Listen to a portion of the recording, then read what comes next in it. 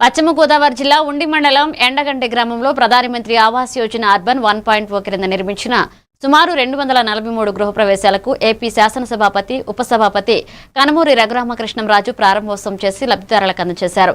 లబ్ధిదారులకు అందించిన రోడ్లు, వీధి లైట్లు, డ్రైనేజీలు, మౌలిక వసతులను త్వరలో పూర్తి స్థాయిలో ఏర్పాటు చేస్తామని తెలిపారు.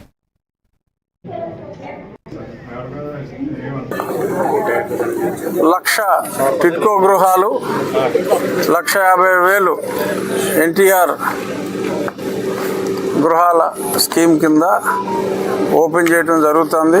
అందులో భాగంగా మన నియోజకవర్గంలో ఈరోజు ఎండగండిలో సుమారు 143 గృహాలు పూర్తయినాయి.